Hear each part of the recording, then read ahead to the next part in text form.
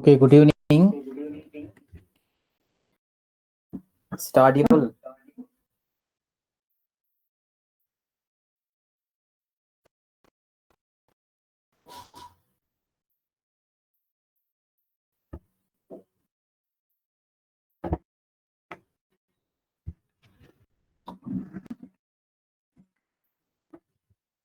Okay, today these are the topics. So one is the international relations or international issues. That is the India Qatar elevate ties to strategic partnership. Then the this news about chief election commissioner selection. So some controversies are raised by the opposition parties and on uh, editorial. So it completely talks about the recent tremors or earthquakes happened in and around the Delhi region. Okay, what's happening, and some of the geographic terms are there that we will learn. And another topic is it's about why the school drop happening. The impulse one, some of the data have been question of federalism while imposing the national education policy, and the state fund should be allocated or to be allocated based on the national education policy, how this issue is generalized, and in public point of view how it is there, and the political point of view how the political leaders are uh, showing taken this national education policy in terms of the fund allocation. Then again, the news regarding the chief election commissioner appointment and what the Supreme Court says about this. Then at last, there is a news related to the uh, greenhouse gas inventory. Actually, this is one of the list to uh, mitigate or to plan to reduce the emission, greenhouse emission. Okay, so these are the topics today we have to go through from the today's newspaper. So first we will see the international relations. So here in any international relations, some of the term you must know. Okay, like the strategic partnership. Then one more term will be there. It is a free trade agreement, FTA. Okay, so in every in country in which India is going to have the relationship comes under any of the one category, the bilateral. Okay, so bilateral or strategic partnership. Okay, or a free trade agreement. Okay, so the strategic partnership is nothing but it is to address. You can note it down.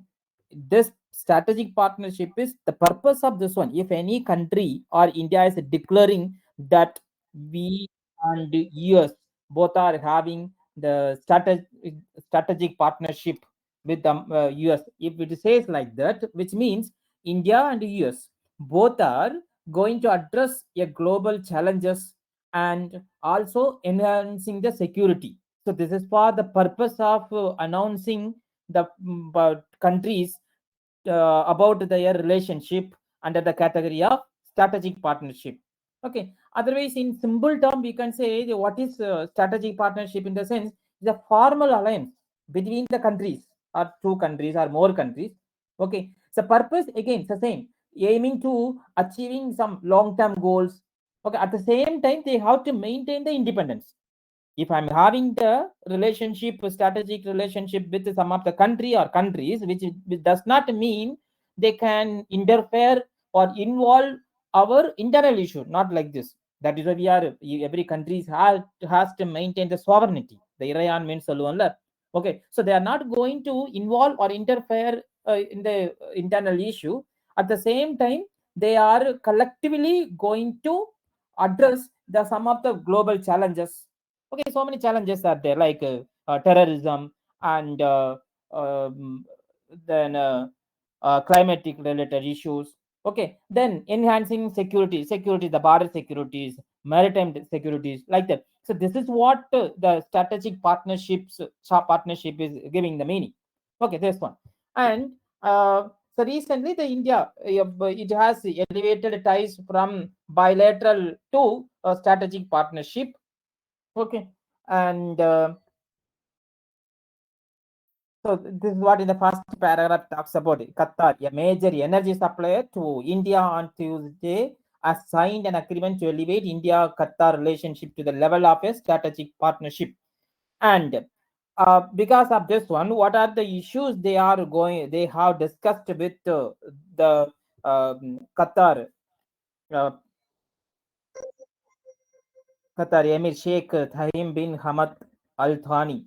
What they have discussed regarding some multilateral issues or multiple issues, like the Israel-Palestine conflict in the Gaza Strips. Okay, and possibly of another one, the possibility of finalizing a free trade agreement with India. Okay, so free trade agreement in the sense it is to eliminate the tax barrier or trade barrier and to promote the investment. That is what a free trade agreement.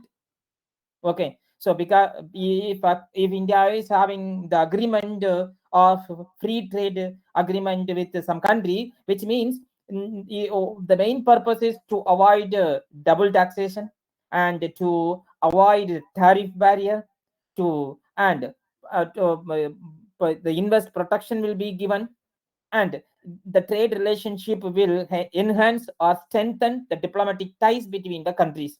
So this is what the next level of relationship they are going to have with the Qatar under the free trade agreement. Okay, so that is why here again the strategic partnership elevates the present state of bilateral relation to the strategic level. So it is the beginning level, bilateral level to strategic level, and we are looking for the somewhat further increasing elevating the relationship. That is, we wanted to go for the free trade agreement. So now any country in generally, whatever the relationship we are maintaining, that will be, it comes under the major categories like ties. I can say ties means the trade and investment, then E for energy and security. So maximum agreement will comes under this category. What are the trade relation we are going to have with this particular country? What are the investment we are going to make, or has investments are carried out between two countries? Then what are the energy security policy we are going to make in favor of both the countries, like win-win situations?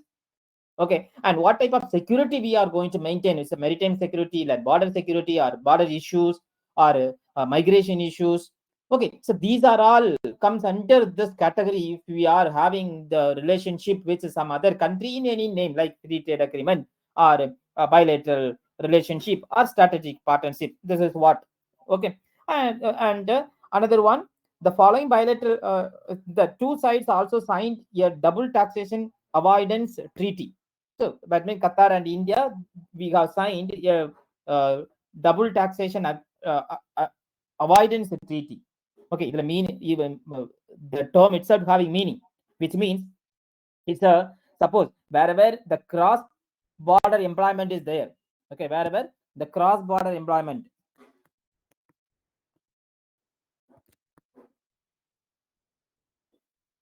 wherever cross border employment is there, the two category we can divide. One is the source country. One is source country, another one is the resident country. Residence country. Okay, source country in the sense where the person is where it is, where the person is generating generating revenue or getting salary. Okay, where money is earned. It's a source country. It's suppose Indian people is working in the Qatar, and where he is getting salary. Okay, that's the source country for that particular person. Residence country means he is the resident of India or the foreign, which means where he is. Okay, so that which means the taxpayer residence. Okay, so now instead of paying tax to the both the side, they can pay the tax in one country and they can inform to the another country to avoid the double taxation. So in the double taxation, some of the challenges also there. So sometimes some countries are diverting their investment in the third country, okay, where the tax is very low. Okay, so to avoid the tax, or duty. Okay, so these are some of the challenges there in free trade agreement. But generally, the free trade agreement is to avoid the tax, the double tax avoidance.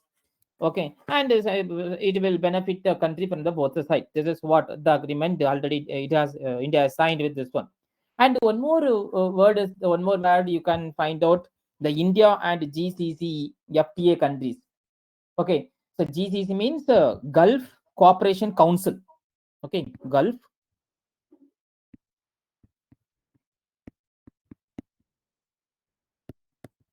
Cooperation Council, where group of Gulf countries are there, like Iran, UAE, Oman, Kuwait, Qatar, Bahrain. Okay, these are the countries. So with those countries, it is going to be do agreement under the free trade agreement with these uh, Gulf Cooperation Council countries. This also talk is going on. So this is what the international issue with Qatar country and India. So three terms we have learned. One is what is strategic partnership and its purpose. Another one is what is free trade agreement. Okay, and what how it is going to be happen.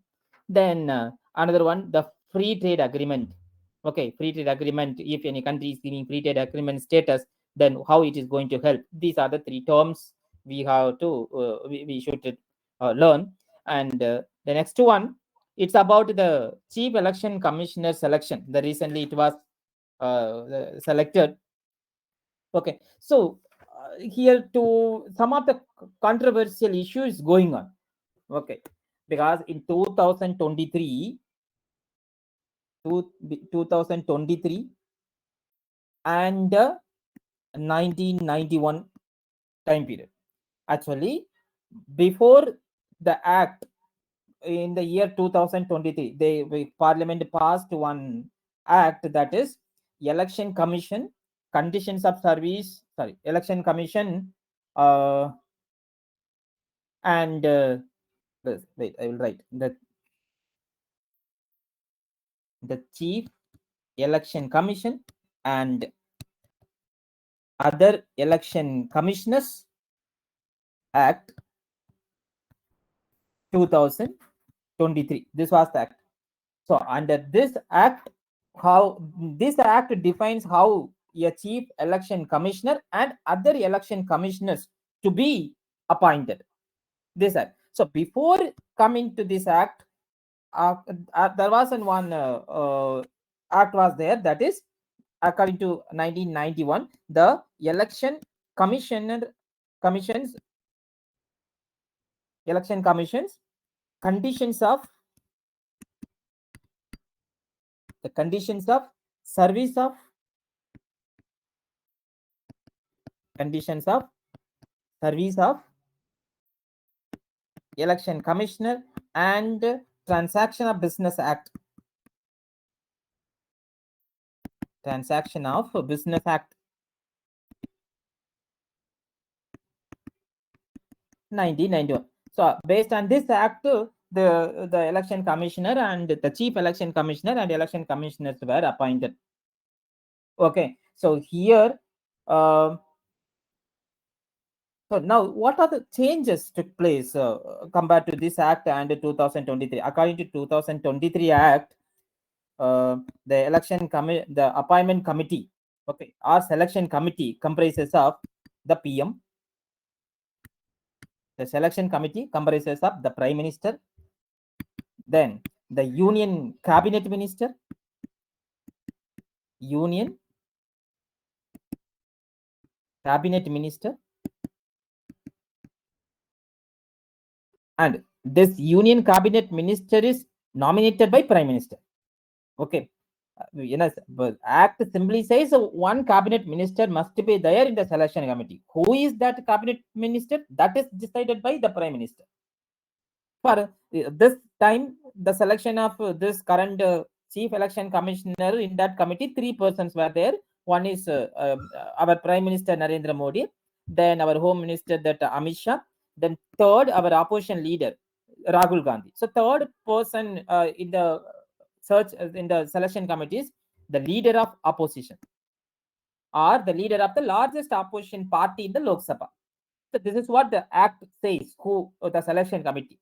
So now issue, what is the issue in this act and the appointment committee means this act removed the one of the member from the selection committee. So one of the member who was removed, that is the Chief Justice of India. CJI was removed. Okay, by removing CJI, the Chief Justice of India, by removing this person, the authority from the selection committee, okay, so what it reflects means it completely eliminate the judicial person in the selection committee. At the same time, it increased the executive's control over the appointment. Okay, so 3 are complete executives control over the appointment. Okay, so this was challenged by many persons in the petitions was filled in the Supreme Court. Now those petitions were in the alive in Supreme Court. So even the opposition leader also pointed out that already the lots of petitions are there regarding this issue, the removal of Chief Justice of India from the selection committee, and the petitioners also informed the Supreme Court to stay the appointment process, but the Supreme Court did not stay. But at the same time, it accepted to take the petition for hearing. Okay, so that is why they said, okay, why this much hurry is needed to appointment if already if the case is in the Supreme Court. This is what the opposition leaders and other political parties are raising the issue. Okay, so once this election committee has given report to the president, then president will appoint the election commissioner and chief election commissioner and other election commissioners. Okay, and according to this act, the previous act, 1991 act, the president has to appoint the chief election commissioners and other election commissioner and on the advice of the prime minister, who headed by the prime minister who is heading the council of ministers. Idam palaya murai. According to new act, the selection committee must have 3 persons. One is the prime minister and the cabinet minister. Cabinet minister maybe anyone, but who is nominated by or selected by the prime minister. And then the third one is the leader of the opposition. Okay, this is what the so let us go inside this article. So everything is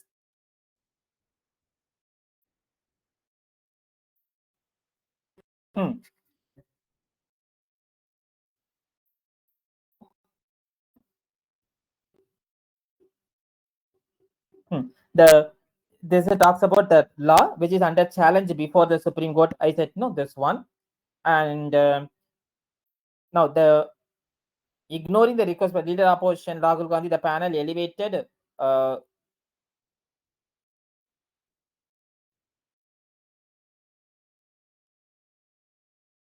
persons were Ganesh Kumar and the Vivek Joshi. This is the third member. The question is whether the Act of 2023 goes against 2022 Constitution bench verdict that put in place a committee comprising the Prime Minister, leader of opposition, and the Chief Justice of India. இதுதான் அதாவது 2022 against the Constitution bench அவங்க வந்து so they have given the verdict. அந்த verdictல என்ன சொல்றேன்னா what it says, the committee must have the Prime Minister, okay, the Prime Minister and the leader of opposition, then the Chief Justice of India. Now what had happened? 2023, the act removed the Chief Justice of India from the selection committee. That is why petitions filed in the Supreme Court. Okay, then instead of Chief Justice of India, the Act, however, includes a union minister in the committee instead of the CJ. Just now I said. The government argues that the court panel was only an ad hoc measure until Parliament came forward with its own law as recorded in the Constitution. So, government என்ன argue பண்ணுதுன்னா, the court panel எல்லாம் it's only the ad hoc measure. The ad hoc means temporary measure. Okay, but the full setup to who is it is based on the Parliament, and Parliament act according to the Constitution. This is what the government says. Okay, so because of this appointment process, the executive interference so that it functioning. Okay, yeah, another one valid argument is from the government side, because so this appointment by eliminating or neglecting the Chief Justice of India. Okay, so now the entire functioning, the selection process is now independent. That means it is not dependent on judiciary. It's dependent fully on executive side. This is what they are arguing. Then whether CJI should be part of the selection committee is a debatable. That's it. But it's a little doubt that 2:1 majority vested in the executive renders any selection value. Okay, this suppose majority எங்க இருக்குது, government side தானே இருக்குது. Prime minister is from ruling party and cabinet minister selected by prime minister. So even இப்போ opposition leader does not like particular persons is not suitable for the election commissioner and chief election commissioner, anyhow the majority is there. That is why the other political parties leaders they are saying instead of 3%, let it be 4%. Okay, and include judicially what is the conventional practice already was there, so you can include CJ also. And another one provision in that act is why PM has nominated the cabinet ministers. Okay, so some of the selection committee must be there. It is a positive. In negative point of then review committee, in selection committee, a selection committee having one more selection committee. So some of the complication is there. Okay, so instead of going that much complication, at least they can include the CJA in that selection process for transparency and to maintain transparency and accountability like that. Okay, and this is what this article talks about. And next one is the quakes may well sharpen India's seismic readiness. This article is looks like the big one, but matter is very simple. So we have there are some of the terms you should learn from this article, because you did not study the geography yet. Just now you have started the class. So some of the terms like fault line,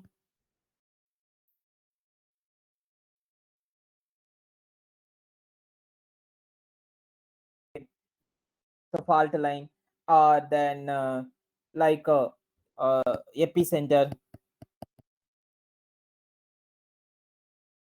hypocenter. So these are the terms you should know. And you know the formation of Himalaya. In the last class, the geography sir, he was explaining about the formation of Himalayan theory, how the Himalayan hill formed. It is because of the two plate converge. That means Eurasian plate and India plate both converge. Because of the conversion effort, the upliftment took place. Okay, and upliftment also in the folded way it was started. That is why the Himalaya mountain is like a folded mountain, and it's one of the youngest folded mountain in the world. Okay, so in the entire Himalayan belt, okay, entire Himalayan belt, this is Indian plate and the Eurasian plate. So this is under beneath or under this Himalaya region. This is called fault line. Okay, so the fault line in the sense of the fracture in the earth crust. Fault line means the fracture in the earth crust. crustனா மேல் ஓடுன்னு சொல்லுவாங்க, எர்த்தோட மேல் ஓடுன்பாங்க. Okay, and so this is the more, this is creating some of the seismic activity. And seismic activity, you know, if two plates are convergent or transferring effects are there, it will shaken the plate. Okay, that will release a lot of energy. Okay, and that will measured in the two major areas. One is the epicenter and the hypocenter. Okay, epicenter means the location directly above the surface of the earth, where earthquake occurs. அதுல இருந்து மேல எந்த பக்கம் இருக்குதோ அதுதான் the epicenter. Hypocenter means exactly where the earthquake happened. That means the location below the earth's surface where the earthquake starts. That is hypocenter. Okay, so hypocenter is talks about under the crust or inside the earth or inside the crust where the movement took place, where the earthquake happened. That is hypocenter. Epicenter means அதுல இருந்து அப்படியே நேர மேல, because of that one. So in the surface வந்து the impact of that earthquake, that is epicenter. Okay, so one by one you come here. Here they talks about, actually last week around 4 a.m. the country have lots of tumors in and around the Delhi region. Even the prime minister, he informed to the people not to get panic and do not worry and be safe, like that. He shared the message with the people of Delhi. Okay, and here one they got mentioned, listen. Some of the fault line we just know we saw. So why such kind of earthquake happening, tremor happening, or how the severe earthquake may happen in that Himalaya region? So some reason they have explained. One is the glacier outburst, then constructing dams, constructing dams over there. Okay, then some manual clearance in the Himalayan region. So these are the various reasons. So how the earthquake or tremors are being felt recently, and it become more severe in future. This one point he is explaining. Another one, how we have to get ready to face such kind of things. Okay, so if already we have mapped entire India with the various category, the seismic category. Okay, 1 to 6 category wise. So wherever the seismic activity is high, those area poor peoples are living. So for them, government has to start up some of the scheme like insurance scheme. Okay, and if any vulnerabilities or any liabilities damage took place, so to overcome or to to overcome or to improve the condition because of the earthquake, for that some amount is there. So financially and structurally the government should be ready to face in such kind of seismic activity near in future, especially where the fault lines are frequently there. One. The second one, by using some other technological like AI or the X-ray or some other seismograph, India has to predict. So this may happen in near future, within a year, within a month, so that the people in and around living that area can be evacuated for time being, whether it is happen or not. So when the people are shifting from the particular place or evacuating particular place, so for them, the government should be ready to provide some socio-economic and living condition for them. So if it is like this, means okay, some of the we can mitigate some of the impact of the tragedy of like the earthquakes. This is what author is highlighting. So now the fault lines lies between the 15 log jammed major tectonic plates on which the earth in crust sites. This talks about where the fault line is there. Then and so India's Indian plate pressing or compressing into the Eurasian plate, that help to form Himalaya. This is what. Okay, the entire stretch, it is from Kashmir to northeast. Note at this point. Then the entire region he is describing in this one statement. Okay, snow, pure air, clear water, holidays and leisure, but at the same time, some of the dangerous situation also there that he is explaining. So, seismologist tells us that the two great tectonic plates, the Indian and the Eurasian, have now slept their really deep sleep. Okay, long enough now, and at the same time they are keep on build up the pressure. So it may happen, it may happen very severe in near future. Okay, so that's example in around January 7th 2025 around 9:05 a.m. the earthquake measuring around 7.1 mw okay, so mw means moment magnitude. It's called moment magnitude, one of the measurement of earthquake happened. And in the media also, the if the epicenter is being located closer to India, the damage could have been manifold. So this is what I said, the epicenter and hypocenter. Hypocenter and epicenter. Epicenter means over the surface. Okay, hypocenter means below the surface. Okay, below the surface. That means below the surface. This one. And the why such kind of things are happening here explained here. We are insulating the projected dam connected infrastructure development in the Himalayan region. Okay, and because of that, recurrent landslides are there, and glacial lake outburst took place. Because of this glacial lake outburst, it vandalized the entire washed away one dam which we were hydropower dam we were constructing. Okay, and not only and again not only it is a Himalayan region, but in the surrounding Indo-Gangetic plain also it is there. Problem is there. Okay, these are all talks about the present situation. That is why again keep on the author says today it is Delhi and Bihar. Tomorrow it's West Bengal. So the entire region they will get going. They are going to get suffer if we are not going to take any action against this one. Action against in the sense lots of development activities are going in the entire Himalayan region against the nature. That should be regularized or stopped. Okay, this is what. So how the government is has to act. That's what he says.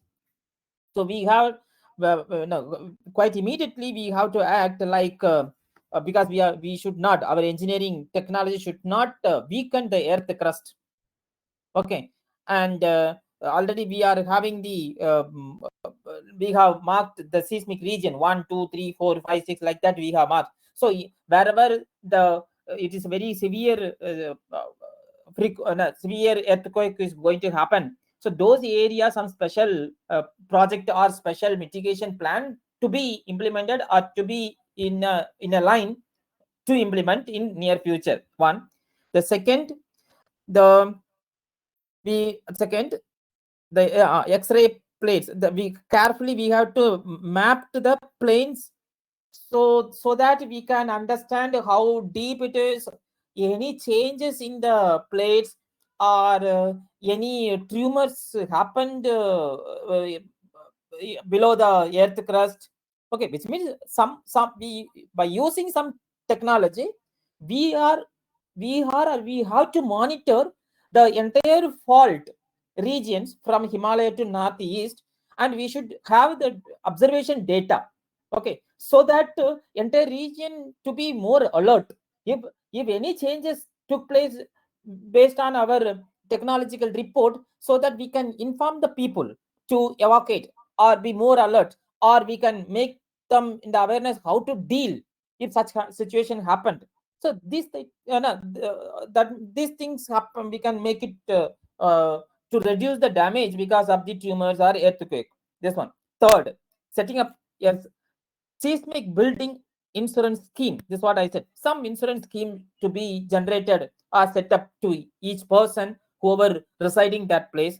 Then fourth, doing assessment of the cost of rescue, temporary sheltering, and rehabilitation zone. So government should ready to have such kind of infrastructure arrangement to allocate the people during the emergency time. So for that, government ready. Okay. Then the fifth one, the fast forwarding the collaboration with the countries that that are experts in the field on earthquake anticipation through sensors and other architecture measures. Other, not only ours, like Japan used to have lots of tremors and earthquakes every times, and whoever the countries in the rings of fire called the Pacific region. So where if the countries having such kind of technology or technical devices to know the earthquake before it is happening, so that also, so we should collaborate with them by using our own scientists in the seismic research side, so that it will help not only India, it will help the other affected countries globally because of this earthquake. Okay, these are the various points he has highlighted. Okay, so we had some motto is there. So we earthquakes are not to be prevented, but they can scarcely be predicted. Scarcely predicted. We can, அதாவது earthquake தடுக்க முடியாது, ஆனா அது அதாவது எப்ப வரும்ங்கிறத we can predict by using some of the valid data through the technological measurement or technological advancement. This is what the entire article talks about. Okay, then we go to next one. It's a deeper meaning of declining the school enrollment. This article is not that much too difficult to understand. Some of the data they are showing. Okay, prelim point of view in the previous article also. So what are the major causes are there, and some not much more. And prelim point of view, the terms are important: fault line and hypocenter and epicenter. In this article, the deeper meaning of declining, how the school enrollment, why it is declining. The government gives some reason. Some of the students are having multiple enrollment in different schools across India. Okay, up to sixth one school, then 10th, eighth one school, 10th one school, then 12th one school. So because of this shifting, it is difficult to monitor them, one. And other link based school student also were not at finalized. This is another reason. And the basic school level and intermediate, then higher studies. So where the higher enrollment is there, where the lower enrollment there, some of the data is there. Okay, this one. And so you go through this one, so wherever the points I have highlighted. The next one, the eroding federalism, it just talks about the recently all the political parties are raising one issue regarding the language. The national education policy is not implemented in the Tamil Nadu by Tamil Nadu government. That is why we are not going to give the fund which is comes under the Samagara Shiksha scheme. Okay, this scheme include SSA, Sarva Shiksha Abhiyan, Rashtriya Madhyamik Shiksha Abhiyan, and teacher education program. Okay, so what central government says was, you adopt national education policy, then we will release the fund for the development comes under these schemes. But the government, Tamil Nadu government says your national education policy is not related to Tamil Nadu education policy, and it is most in favor of infiltrating the Hindi language. But Tamil Nadu, we are following only two language policy. We are not going to, we don't want a three language policy. So other political parties also, why you are trying to imposing or compel us to learn Hindi. Okay, so language is the biggest issue now. And again, constitutional point of view, the CM of Tamil Nadu raised the question that is that mentioned in the constitution that by accepting the central government policy, so that the fund will be released. Okay, and the education list, subject is in the in a concurrent list. Okay, so like that, the issues are there. Okay, and the MK Stalin has rightly questioned which constitutional provision mandated the three language policy. Okay, and policies governing subject in the concurrent list of the constitution require flexibility and dialogue to ensure successful implementation across diverse region. Okay, instead of the forceful manner to implement the national education policy and releasing fund, this should not be one of the reason. Okay, this one. So it will affect the federal structure of the country. Okay, so wherever no, so instead of so at the same time, if we are following, we have to follow a corporate federalism in that. So the government, state government and central government, they have to sit together and understanding the importance of the national education policy, and they must have data. So how many candidates are already there, how many candidates they who have benefited because of 2 language policy and 3 language policy. Okay, so such kind of things to be carried out, so that this federalism will not be coming to the question and problem. Okay, and this one is already we have discussed the Supreme Court to hear petition against the law on chief election commissioner appointment. This already we have seen, and the point you noted down wherever I highlighted. Then there's the last article regarding the India has prepared to submit updated greenhouse gas inventory. Okay, what is greenhouse gas inventory? Okay, தமிழ்ல சொல்லப்போனா பசுமை greenhouse means பசுமை இல்ல வாயு, அதோட இருப்பு மற்றும் மதிப்பீடு. How much greenhouse gas is there, how we are going to measure, and by using this measurement or validating this one, so what are the plans are having to tackle or to reduce the climate, to reduce the greenhouse emission. This is what is a greenhouse gas inventory. It's the list of quantified emission from human activities, okay, which that traps heat. So we must have data, and the data collect panni and the data ku ஏத்த மாதிரி என்னென்ன plan we are having, that to be frame like a report, and it should be submitted to the UNFCCC. Okay, already the deadline was in the December month, but India is just now it is submitted. So see, it talks about India is in the final stage of preparing its first ever biannual transparency report, BTR. This report will be India's official position on its greenhouse gas emission inventory. அதோட key sector என்ன, அதோட resource என்ன, and என்னென்ன steps has been taken to improve energy efficiency, okay, as well as the transition to renewable energy source and the availability of required resource. இதெல்லாம் அந்த ரிப்போர்ட்ல இருக்கும். What are the possible activity we have India has been done to reduce the greenhouse gas emission. But generally this report has to be done by the developed country, not by developing country, but we have done and doing. Okay, then historically only this is what I said now. Historically only developed countries have been required to submit BTR, but now as India taking the initiative of submitting the biannual transparency report to the UNFCCC, and it was decided, okay, in the 2015 conference of parties held in Paris. Okay, and again it was reminded in the COP29, which took place in the Baku.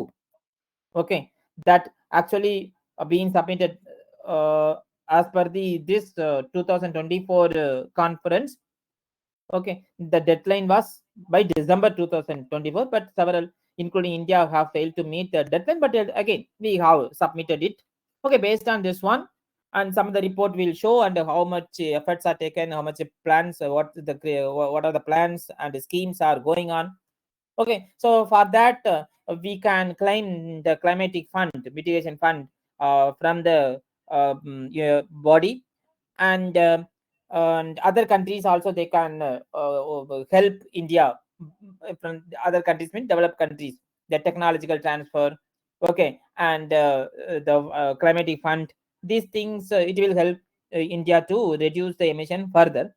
And the report says in the 2019 the emission was reduced around 7.93% compared to 2000 previous emissions. The reason the COVID induced lockdown, but now it has been increased around 4% to 5% the global.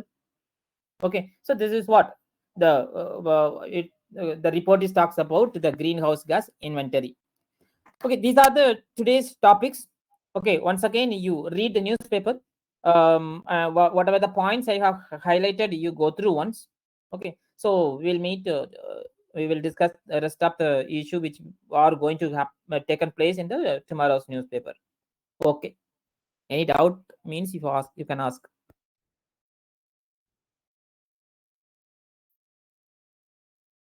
Okay, shall we leave then?